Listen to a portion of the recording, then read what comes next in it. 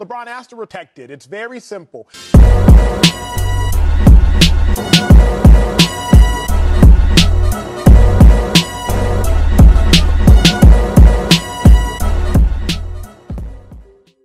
Hello everybody, and welcome back to Around the Association.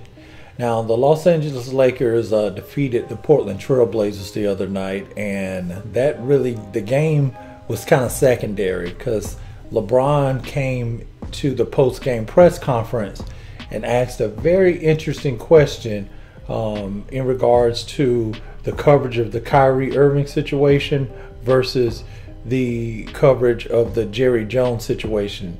This is what LeBron James asked the media. I got one question for you guys before you guys leave. I was thinking when I was on my way over here, I was wondering why I haven't gotten a question from you guys about the Jerry Jones photo. Now, that was a very good question because they seem to come to LeBron James for everything. They wanted him to speak about Kyrie Irving most recently. Everything from that to the human rights in China. They put the mic right in LeBron's face. But when it came to Jerry Jones, they were they didn't even bring it up. No one brought it up until LeBron brought it up. And so that became the news, the topic of discussion yesterday in regards to why the media is selective. Now, Emmanuel Acho of FS1 actually gave a very clear and candid answer in regards to that. Take a listen. Emmanuel Acho actually gave a very clear answer, and that is that Jerry Jones, who is an owner of the Dallas Cowboys, but make no mistake, his influence in the business world and his colleagues, they expand into media and different areas. So it's certain lines that the workers, the reporters will not cross. Not if they are interested in keeping their jobs. And that's a point that Emmanuel Acho actually went on and touched on in regards to himself. Take one of the most honest answers I've heard on air, on any sports network. I admittedly haven't seen much of this particular show, but I was glad I was tuning in specifically to see what the media was going to say in regards to LeBron James challenging them to actually be journalists. I mean, journalists aren't supposed to be biased in what they're reporting. Allegedly, we know that's not true, but allegedly, you're supposed to uncover the story as a journalist, and there's no way you can do that without asking the questions. Specifically in regards to that, now Joy Taylor, who was also with Emmanuel Acho on the show, added her thoughts in regards to the LeBron James situation. Take a listen to what she had to say right here. But my initial reaction was everything that LeBron said. While I disagree with what Kyrie did, what Jerry did was 10 toes down. This is not just some passing thing in the wind. This was a critical moment in our nation's history in race relations, and there's Jerry Jones' face. They're apples to oranges to compare, and then when you compare the media coverage and just the outrage in general towards Kyrie and Jerry Jones, it's mountains. It's mountains to molehills. Now, I agree with Joy Taylor there.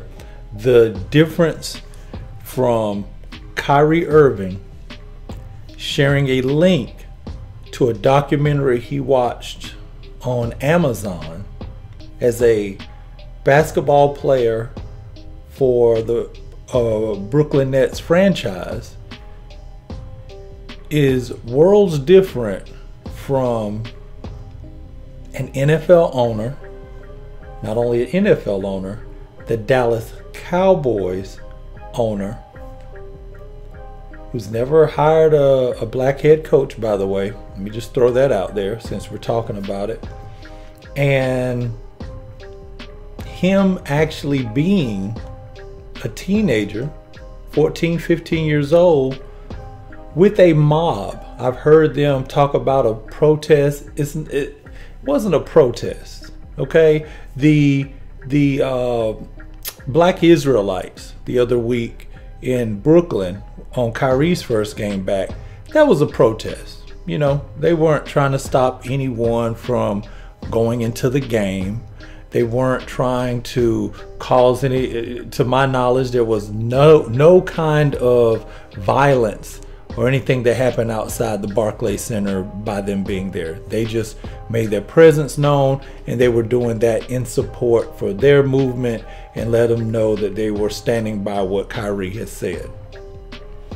What was going on outside that high school in North Little Rock with Jerry Jones, it's clearly what that was. That was a mob. That was an angry mob of white students, and dare I say, I wasn't there that day, but also white faculty and employees of the school and parents that had no interest whatsoever in allowing black students to integrate that school.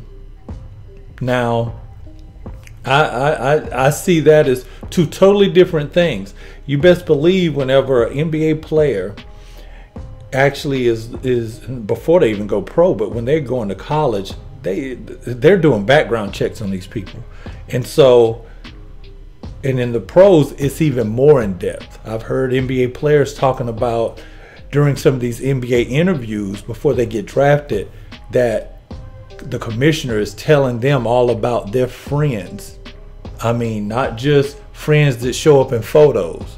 So that, I say that to say this is something that was known about Jerry Jones, and it just didn't matter because it's the community affected is what I'm starting to see. If it affects the Jewish community, then obviously they get to say this is what you have to do. You have to denounce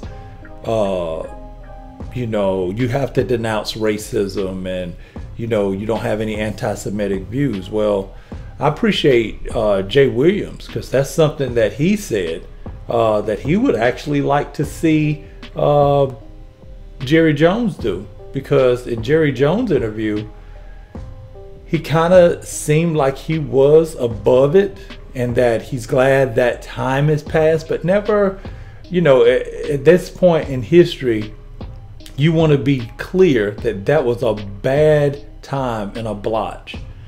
And he kind of missed the opportunity to do that in his interview. But I like what Jay Williams said in regards to that. Take a listen to Jay Williams right here. I need Jerry Jones to denounce racism. I want to hear Jerry Jones denounce racism, because I have not heard him do it thus far. I have a lot to say on this. And that's why I'm glad LeBron said it, and he said it because he knows he has the power to say it. It was 1957. Yeah. Okay, yes, of course people can change. We've all changed. I'm not the same person I was when I was 14. I'm not the same person I was when I was 19, 25, go on and on. I'm not the same person I was last year. We should grow. But have some accountability for the seriousness of the situation, one. And two, keep that same energy for anti-black. Agreed. That's all we want. We want a fair playing field. Keep the same energy you did whenever Kyrie Irving simply shared a link. Lord forbid if Kyrie would have actually showed up in a photo at 14, 15, 16 when he was being recruited in high school with the Black Israelites or the Hebrews. I mean, who knows? I mean, just let me know what you guys think in the comments. I like Emmanuel Acho's answer, honestly. That was the most open and honest answer. I've watched First Take with Stephen A. Smith.